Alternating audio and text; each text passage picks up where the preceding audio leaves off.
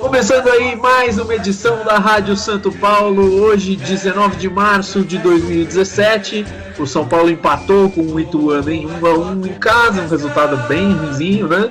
Mas enfim, começando aí a nossa edição, eu tô aqui com o meu amigo Vanderlei Abreu, jornalista. Tudo bem, Vanderlei? Tudo bem, PC. Não tão feliz com o resultado de ontem, mas estamos aí, né? Ah, é o que dá, né? É o que tem pra fazer. Mas nessa edição da rádio nós temos uma surpresa, nós temos um novo integrante fixo aqui, que vem substituir o Gustavo Neri, que deixou a equipe da rádio, o Vinícius Perdigão. E aí, Vinícius, tudo bem? Tudo jóia. Meio descontente com as últimas temporadas do São Paulo, mas tudo bem. Então, o Vinícius ele é administrador lá do grupo do São Paulo Futebol Clube no Facebook. E ele tem uma história meio particular aí com o clube, a família dele sempre esteve muito ligada ao São Paulo. Conta aí um pouco, Vinícius, seu pai jogou no São Paulo, é isso mesmo? É isso mesmo, a história da minha família com o São Paulo tá ligada aí desde a década de 50. Meu avô foi um dos primeiros 20 mil sócios do clube, e depois disso meu pai também teve a chance de jogar nos anos 60. Pô, bacana, muito, muito bacana mesmo. A gente acha isso bem interessante. Acho que deve ser muito presente dentro da sua família, assim, o amor tricolor de todos, assim, né? Uma coisa que passa de avô para pai, de pai para filho e vai seguindo, né? É, e contamina também a família inteira, né? Até meu pai, ele mais do que ser jogador, ele também foi ele é, né, um torcedor profissional e foi a dor de cabeça dos meus tios na época que a gente era adolescente, né? Ele fez todos os meus primos virarem São Paulino aí. Então, muito bom. Isso é bom, né? Tem uma certa raivinha aí do meu pai por causa disso. Bacana. Mas então, Vanderlei, conta pra mim aí qual é a pauta de hoje. É isso aí, PC. Hoje a Rádio Santo Paulo de hoje vai falar, logicamente, do jogo de ontem contra o Ituano, né? O desempenho muito ruim do São Paulo. Nós também vamos falar em desempenho. Nós vamos falar do desempenho do São Paulo nos últimos jogos e, como também não poderia deixar de ser, nós vamos falar da política, né? Nós estamos na reta final aí da campanha para a eleição da presidência do São Paulo, então nós vamos falar um pouquinho sobre a política do tricolor também. Então vamos começar pelo polêmico, né? Eu gosto de polêmica, então vamos começar pela polêmica. O que temos da política aí, Vanderlei? Na verdade, eu e você tivemos a oportunidade de estar na festa de lançamento da candidatura do Pimenta, né? Isso, correto. E aí eu tive uma conversa rápida com o Pimenta e aí nós vamos colocar isso no ar, aí vamos falar aí sobre a entrevista que eu fiz com o Pimenta. Ele está sendo modesto, porque na verdade ele furou a imprensa inteira antes da coletiva e conversou com o Pimenta, e a gente não soltou a gravação porque a gente queria fazer o mesmo tempo com o Leco. Mas, enfim, o Vanderlei procurou o Leco, e aí, o que aconteceu, Vanderlei? É verdade, após insistências da equipe da Rádio Santo Paulo em tentar falar com o presidente Carlos Augusto Bar Silva, o Leco, primeiramente com a assessoria de imprensa, né, que essa é uma prática que eu adoto muito, falar com não furar a assessoria de imprensa, e a resposta que eu obtive é que a fila para falar com ele era muito grande. Então, acabei conseguindo o contato do celular dele, tentei inúmeras vezes pelo WhatsApp dele, ele não me respondeu, liguei algumas vezes para ele também e ele não atendeu, né? Então, expliquei para ele que se tratava de uma equipe jornalística, que gostaria de ouvir a base dele, né, a proposta dele para uma eventual reeleição dele. Ele não quis falar com a nossa equipe, paciência, né? Vamos continuar tentando, quem sabe, num outro programa. Vamos ligar ao vivo agora, Você quer mesmo? É brincadeira. Vamos perguntar se ele não está no Mesa Redonda. Não, mas falando sério, solta aí então a sua entrevista com o Pimenta. Beleza? Beleza. Bom, eu estou com José Eduardo Mesquita Pimenta, finalmente lançado candidato à presidência do São Paulo pelo grupo de oposição. Doutor José Eduardo, boa noite. Em primeiro lugar, eu quero saber do senhor qual é a sua plataforma de campanha agora com a candidatura devidamente lançada. Bom, nós temos um plano de governo, desculpa, que está baseado em 2 relatórios, um da McKinsey para o futebol específico e um da Pricewaterhouse da parte financeira. Além disso, nós vamos caminhar para a profissionalização da administração, né? Isso é essencial. Vamos reconquistar a confiança e a credibilidade do São Paulo. Acho isso fundamental. E a descentralização do poder, que é uma novidade em clube de futebol, né? Isso nós vamos perseguir de toda maneira, né? Com o apoio do Abílio Diniz, o senhor acredita também que seja importante, de repente, São Paulo ter um modelo de governança corporativa para realmente voltar aos trilhos e chegar ao nível de profissionalização que o São Paulo precisa? É exatamente o que você está falando, ao nível de governança. Não, vamos profissionalizar a administração. É com esse propósito mesmo. Maravilha. Muito obrigado, presidente. Então aí ouvimos a entrevista com Pimenta, candidato à presidência do São Paulo. O Vanderlei furou aí a imprensa, foi bem legal o que o Pimenta falou, né? Mas nada muito profundo, né? Não deu para saber exatamente o que cada um vai fazer. Mas enfim, vamos seguir com o assunto do time, então. Acho que já deu. Vocês querem falar alguma coisa da política? Querem fazer algum comentário? Porque acho que mais para frente a gente pode falar um pouco mais. Bom, sobre política, a única coisa que eu tenho para falar é que tem um corneteiro de plantão aí da parte da política do São Paulo Futebol Clube, que nesses últimos dias ele está mais preocupado com outras coisas, né? Que é o Abílio Diniz, que tem muita gente que quer esse cara como presidente do São Paulo, e eu vejo como altamente preocupante. Tá aí mais um exemplo do que o São Paulo pode virar. O São Paulo já está uma bagunça, né? E pode virar uma bagunça ainda muito maior se gente que já não tem muito envolvimento com o dia a dia do futebol acabar entrando, né? Então, é complicado. Eu não sei, eu acho os dois lados têm prós e contras, assim, sabe? Eu tava ouvindo uma entrevista do Tricolor na web com o Leco, e assim, o discurso do Leco o Morumbi não precisa de reforma, nosso estádio é maravilhoso e a gente só precisa de coisinhas pontuais. Isso não condiz com na minha visão, né? Não condiz com a realidade. O São Paulo precisa pensar no futuro, e aliás, o São Paulo só foi só se agigantou da maneira que se agigantou, porque o Morumbi foi muito antes do seu tempo, né? O Morumbi era o concorrente do Maracanã, que era público. Verdade. Então a gente teve muito à frente do tempo durante muito tempo. Só que o tempo passou e agora a gente não está mais. E a gente precisa retomar. Né? Na minha opinião, esse discurso do Leco é o discurso do cara que é duro e não tem grana para trocar de carro. Você entendeu? Então, quem não gosta do cheirinho de carro novo, não é? Lógico. É claro. Então, não, meu carro tá ótimo, meu carro tem 20 anos, mas só troco o óleo dele, não preciso trocar nada não, tá excelente. É mais ou menos assim o discurso do cara, tipo, não tenho dinheiro, mas não posso dar cara a bater, porque eu falo que meu patrocínio é de X milhões, quando na verdade é de N, coisas assim, né?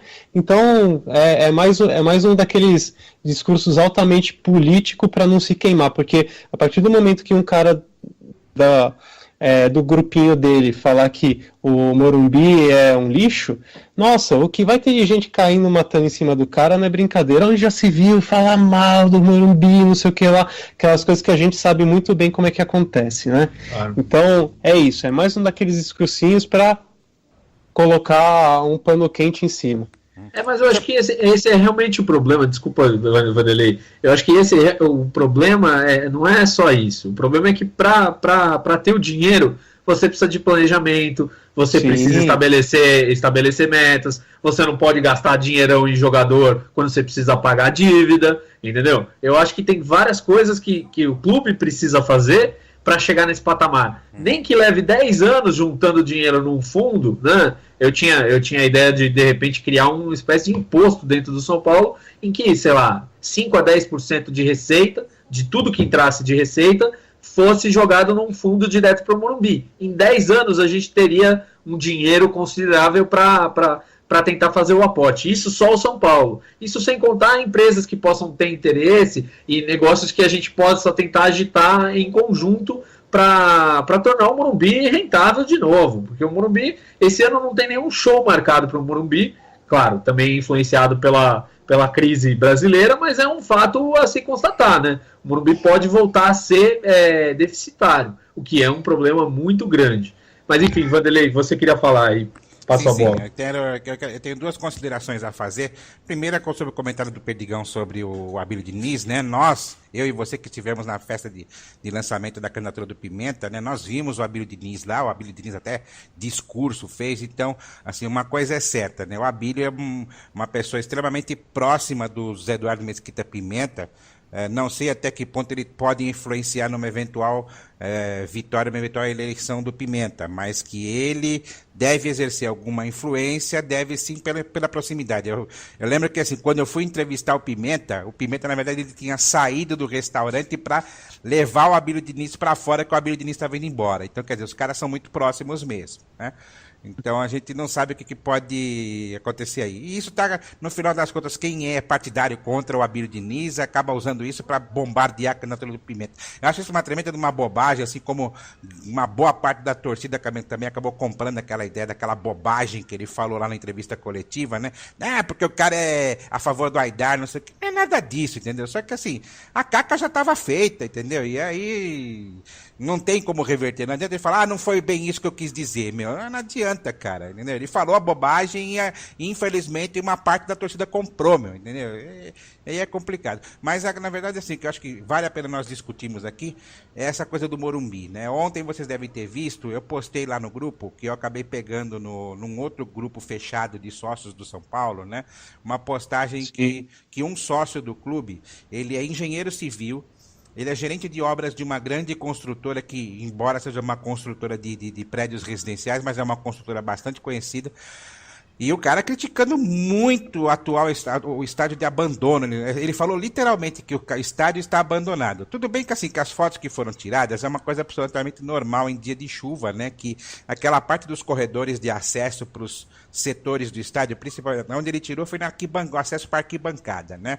Choveu e aquilo estava um monte de poça d'água, né? Foi até certo ponto um pouco de excesso da reclamação, né? Tanto que veio um camarada no grupo e falou, então tem que arrumar um jeito de parar de chover no estádio. Só que o caso não é esse, né? Porque nós sabemos que o estádio está abandonado em outras coisas, né? Enquanto a atual gestão está preocupada, como o PC fala, em fazer puxadinho para agradar a imprensa, você tem uma área de um restaurante que está completamente abandonada. Que os camaradas do Rock Ribs arrebentaram aquilo lá, aquela obra está parada, entendeu? E ninguém sabe como é que vai ficar aquilo. Outro problema também que esse camarada levantou lá no grupo dos sócios do São Paulo, o lounge da Under Armour, né? Aquilo também está parado, é um setor que poderia estar sendo ocupado e não está, né? Inclusive ventilou-se nessa conversa dentro do grupo que possivelmente a Under Armour não vai renovar com o São Paulo. Quer dizer, é mais um problema, né? Não bastasse os problemas estruturais do Morumbi, né? E eu lembro que esse camarada também falou assim, o Morumbi tinha que ser... Isso palavras de um engenheiro civil, né? Quer dizer, não é um Zé Goiaba qualquer que está falando, entendeu? Ele falou, o Morumbi tinha que ser derrubado e levantado outro. Eu não concordo com essa colocação. Eu acho que a gente pode fazer uma adaptação. Eu não concordo e acho que assim, nós temos uma história e acho que história também precisa ser preservada. Mas que com certeza o Morumbi deveria ter um tratamento melhor. E a gente precisa ter um plano, na verdade. Eu acho que não é nem a questão de conseguir ou não. Precisa de um plano, precisa de um plano. Você não pode não traçar... Qualquer empresa, qualquer grande negócio tem um plano de 5 a 10 anos para a empresa, que é o chamado plano diretor. O São Paulo não tem isso. Não. O São Paulo não tem. Não tem, porque os caras não têm... Nós não estamos indo em direção nenhuma. A direção dos caras um dia a gente fala que investe na base, no outro a gente vende o David Neres, no outro a gente compra o prato e a gente não sabe para que lugar nós estamos indo. A gestão do Leco pode ser chamada de gestão Zeca Pagodinho, né? Deixa a vida me levar, a vida leva eu, né? Na verdade, planejamento é uma coisa que acabou no São Paulo faz tempo, né? Porque desde o Juvenal você não via a coisa sendo realmente planejada a fundo. Ventilava-se lá algumas reformas do Morumbi, a cobertura, tudo mais, mas depois que passou o negócio da Copa do Mundo, esquece. Não teve mais planejamento de nada, foi tocar o dia a dia e acabou. Em relação também ao estádio, né, a demolição ou reforma, tanto faz, precisa também de de um auxílio sempre daqueles caras que estão na contramão, né? Que é a galera da oposição. Algumas vezes chegamos perto até de construir um fundo aí para conseguir ventilar a possibilidade de ter um estádio mais moderno, reformado, tudo mais, com a construção de estacionamento, só que por conta de toda a zona que a oposição fez, acabou assustando muito o investidor, né?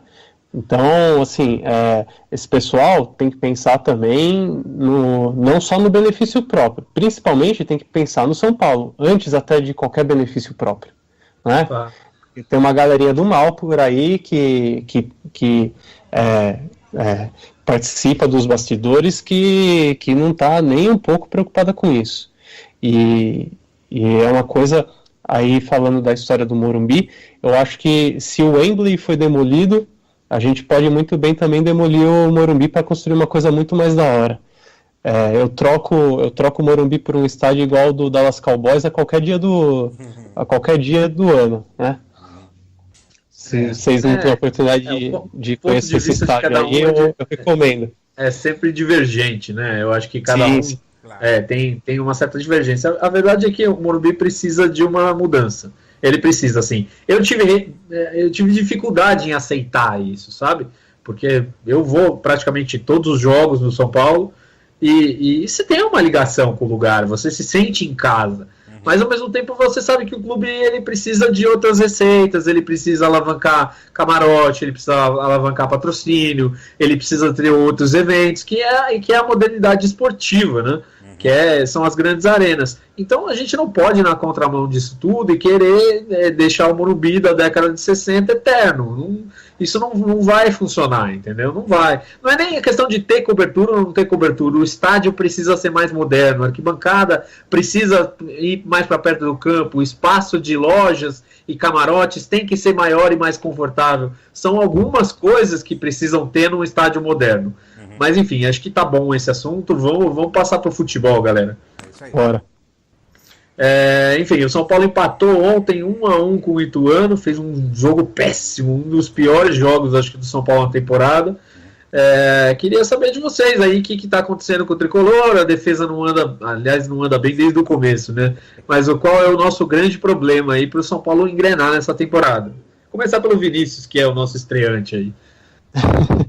Eu acho que o problema do São Paulo é um problema que não vem nem dessa temporada. Eu acho que é uma coisa já de 2 ou 3 anos, né? A começar pelo setor defensivo como um todo. Antes a gente até podia dizer que tinha goleiro, né? Mesmo com o Rogério já no fim da carreira. Ainda assim era um grande goleiro, era um dos melhores do país. E hoje em dia a gente tem o Renan, que é o Renan ou Sidão, Denis, quem quer que seja. Para mim estão os três no mesmo nível, que estão no mesmo nível de quase todos os goleiros, eu diria que 99% dos goleiros que atuam no território nacional. E é uma coisa que também vem voltando ao planejamento, né? Parece que nos últimos 10 anos nenhum time do país se preocupou em ter um nível bom de treinamento de goleiro, de fazer base, porque você não vê por aí, né? E quem se ventila hoje de contratação é o quê? São nomes estrangeiros de novo. Então, do mesmo jeito que não pensou em técnico, não pensa no goleiro, parece que só pensa no backzão mesmo, no meio e no volante. E não tem lateral esquerdo reserva. E não tem nada, né? Então, assim, de novo a gente bate lá no planejamento. Eu acho que esse é o principal problema. E aí tem a falta de mercado, a falta de dinheiro, a falta de tudo, né? E aí acaba se refletindo na falta de qualidade dos nossos jogadores. Pode colocar o Aranha Negra no gol. Com a zaga que a gente tem, com o sistema defensivo, na verdade, não vou nem falar de um ou outro jogador, mas com o sistema defensivo e com o grupo de jogadores que a gente tem, ninguém consegue fazer nada, não tem capacidade. Tipo, bota a Aranha Negra no gol e o O Tele Santana aí, cara, esquece, não adianta nada, vai ser a mesma situação.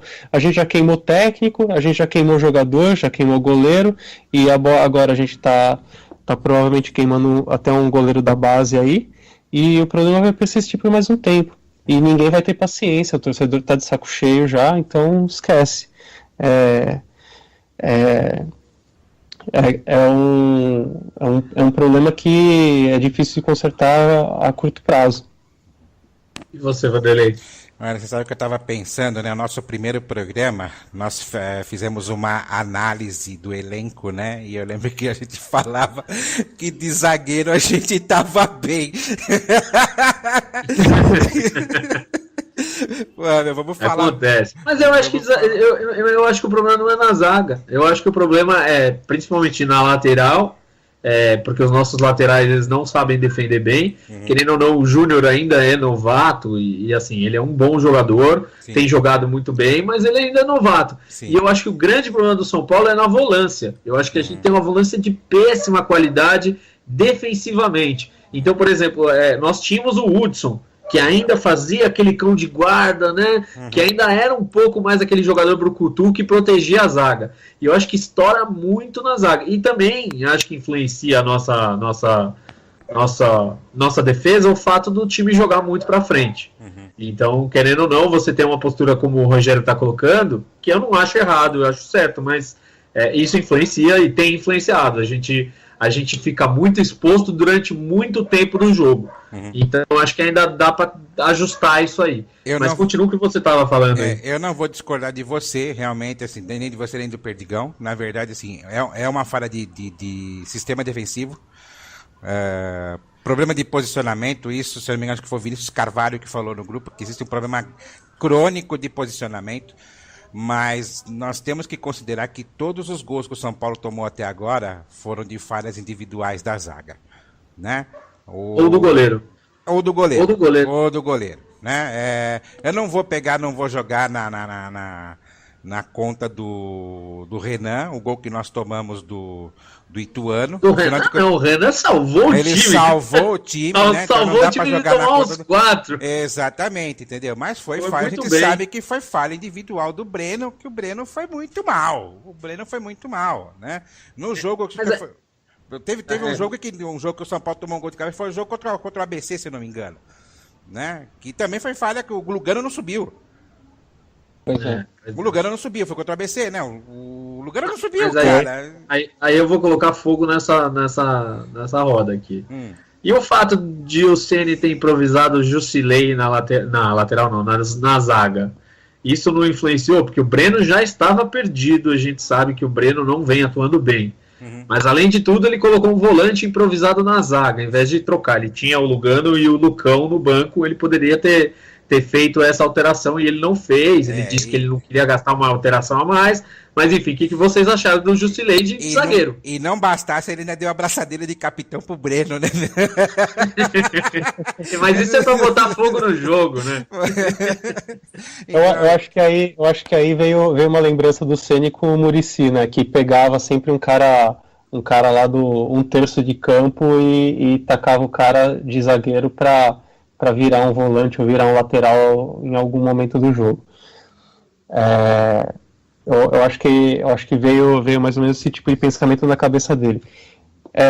Eu não sou muito fã desse tipo de coisa, não. Eu acho que, salvo as exceções onde você tem tipo um cara igual o Dario que sai do meio e vai pra zaga e vira zagueiro pro resto da vida, fazer esse tipo de coisa não me agrada muito, não. Eu vou ser... Foi a primeira vez que eu assim, fiquei bastante incomodado com o que aconteceu. Porque eu achei uma improvisação desnecessária.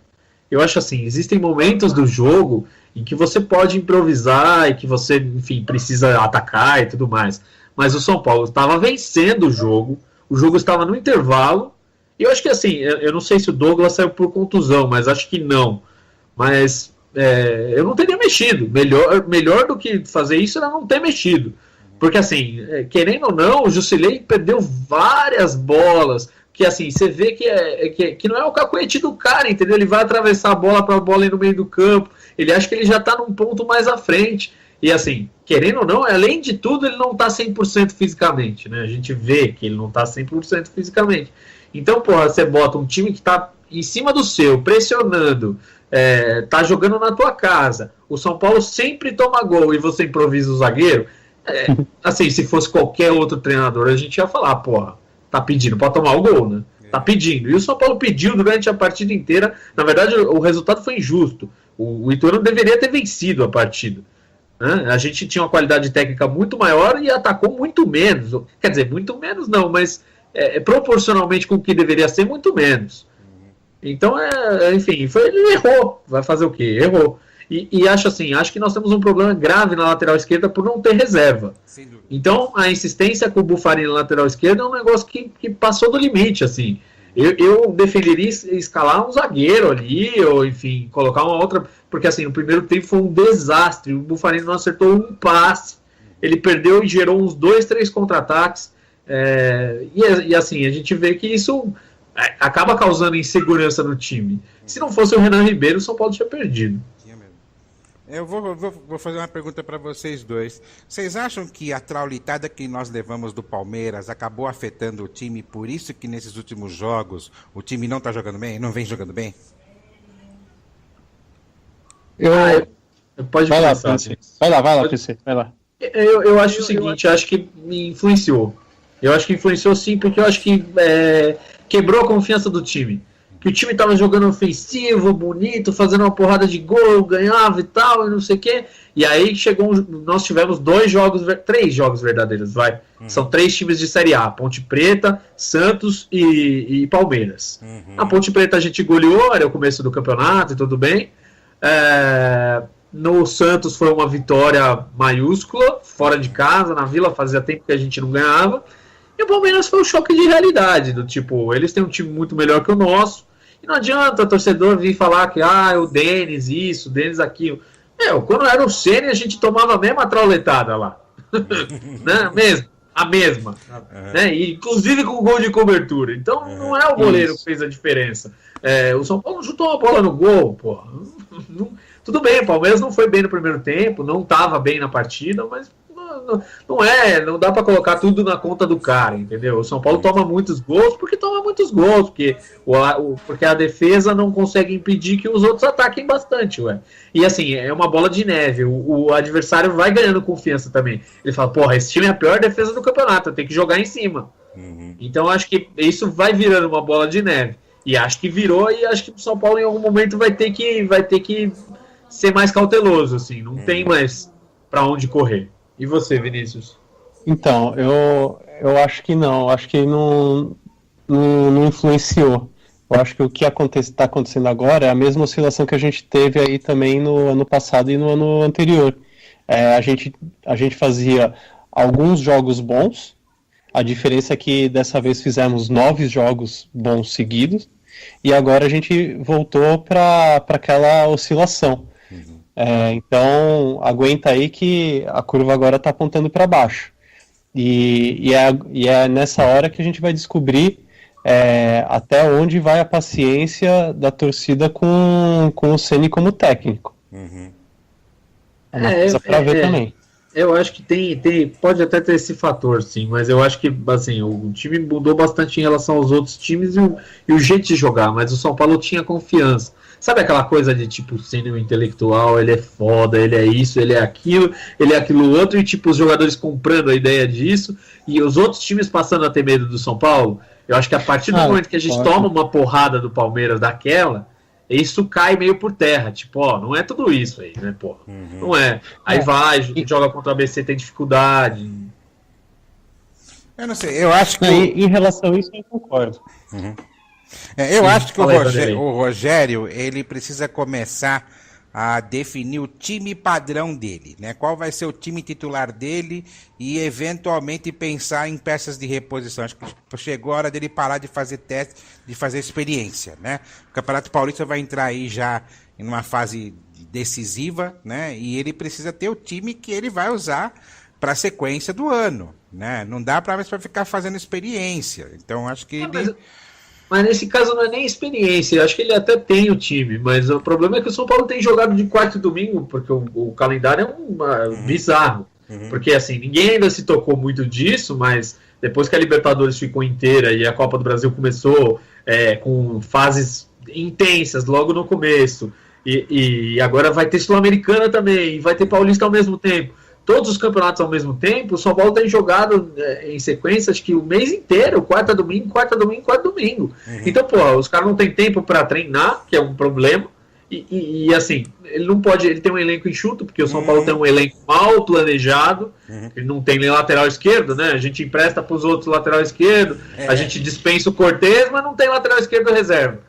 E aí vai lá olhar na inscrição, escreve o Lucão e não escreve o Lianco. Aí vai, né? E aí não usa o Lucão nenhuma vez. Tipo, não faz muito sentido, sabe? Você não vai usar o cara, então escreve o outro, velho. Lógico. Então, pior, né? Escreve jogador que tá de saída. O João Schmidt, eu ouvi um rumor de que o São Paulo cogita internamente, o Ceni tenta convencê-lo que o São Paulo pagaria a multa do pré-contrato que ele tem. O São Paulo ia pagar a multa para ele ficar. Mas enfim, é um rumor. E eu não desacredito, assim, sabe? Não desacredito porque não faz muito sentido o João Schmidt ficar jogando o tempo todo. Mas é aquilo que eu falei, o meio de campo a gente não tem alternativa. Vai colocar quem? O Jusilei tava na bola quando chegou, tipo, não tá sem ritmo ainda. E aí, joga quem? O Araruna? Talvez no jogo contra o Ituano devesse jogar o Araruna, mas o Araruna tem jogado um pouco mais à frente, né? Então sei lá, é complicado. Tá difícil, né? Tá difícil. Tá difícil, mas pegando um gancho aí pra gente, acho que meio que fechar, né? Acho que já deu. Mas o que vocês acham nas próximas rodadas aí, no começo da fase final? Como vocês acham que o São Paulo vai se comportar agora? Nós temos um confronto difícil na Copa do Brasil contra o Cruzeiro. Vocês acham que a gente é favorito, não é? Enfim, como vocês veem isso?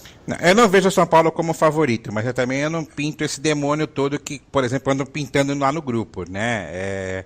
Eu acredito que o São Paulo ele deve vir com o time considerado principal, com as voltas de Maicon, de Rodrigo Caio, né? O Júnior Tavares na lateral esquerda, lateral direito também corre, a gente não sabe se vai vir o Bruno, se vai vir o Buffarini. Se vê que por incrível que pareça, o jogo foi tão ruim ontem que um dos melhores jogadores em campo foi o Bruno. Você vê que não, eu cheguei a ver o cúmulo de torcedor pedir a volta do Wesley. Falar, nossa, mas o Wesley ia cobrir essa lateral melhor que esses caras.